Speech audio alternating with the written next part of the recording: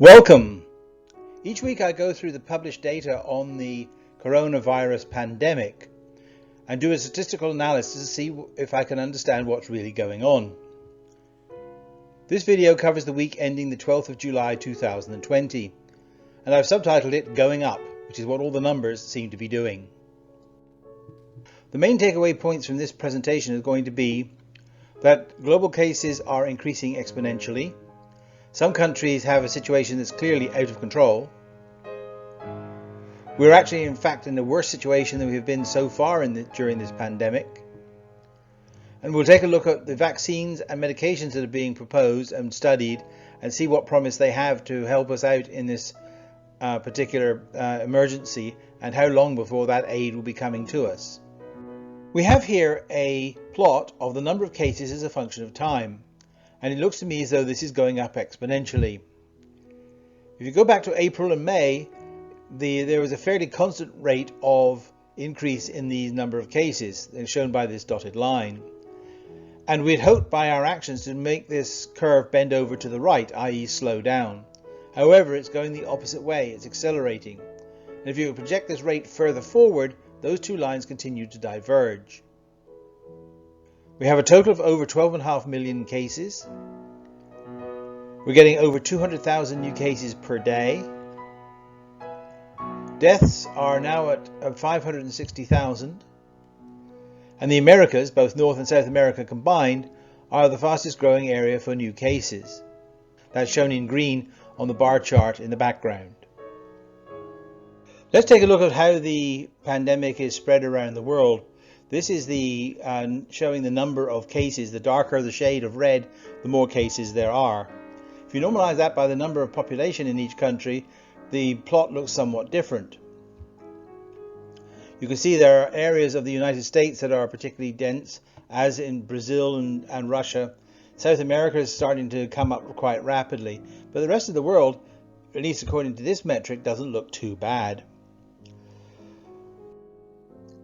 So let's take a look at the status of the 10 worst countries as far as the number of cases is concerned. Of course, at the top of that list is the United States with nearly 3.3 million cases, 137,000 deaths. And in the last week, the case number increased by nearly 400,000, which is about a 12% increase in their number of cases. And that seems pretty much out of control to me. Brazil is in second place with 14% increase. Now I wonder if Bolsonaro, now that he's contracted the disease, will change his attitude towards it, because it certainly changed the attitude of Boris Johnson when he caught it. Three other countries, India, Mexico and South Africa, also have double-digit increases in the numbers of cases, and they are pretty much out of control too. Russia, Peru and Chile seem to be in single-digit numbers and are probably just about holding their own. Whereas the UK and Spain have very low numbers, between 1 and 2%. And I suspect they're going to drop off this list in the next week or two. Let's take a look at the distribution of cases across the United States. And it looks very similar to last week, with most of the cases concentrated along the eastern seaboard and across the south all the way to California. If we look at the states with the highest level of infection, i.e. over 100,000 cases, we now have 9 states that are in that status. We had 8 last week, but 5 of those are increasing very rapidly. Those are Georgia, Arizona, Florida, Texas and California. That's a worrying sign. There are now 11 states with a number of cases between 50 and 100,000. That's an increase of 2 over last week. Unfortunately, 9 of those states seem to be increasing rapidly, and I think they'll be joining the other category fairly soon. Here's the number of cases in the US as a function of time. If you go back to the April and May period, we had a fairly uniform rate of increase, and in fact was turning the curve down, just as we should do. However, as I predicted last week, the curve has gone back up and is now crossing the original trend that we had, and I suspect it will go higher over the next week or two. A much more disturbing trend is in the number of deaths.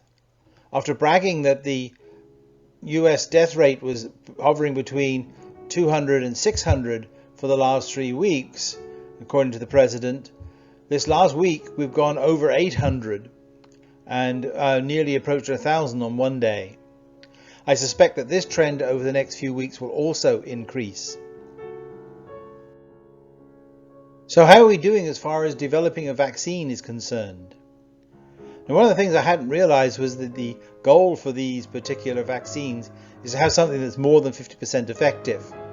Well, I suppose that's better than nothing, but it doesn't seem to be a very high bar to me.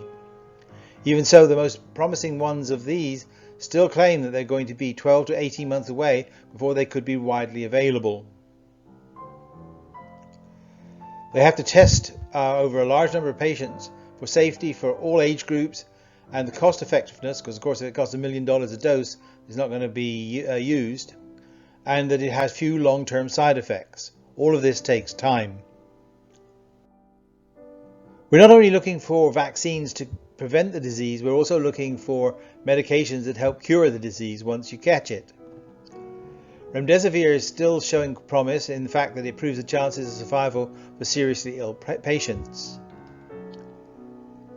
Dexamethasone does a very similar sort of thing. Hydrochloroquine and chloroquine seem to have no definitive beneficial results, at least no large studies have proven that this is the case. Azithromycin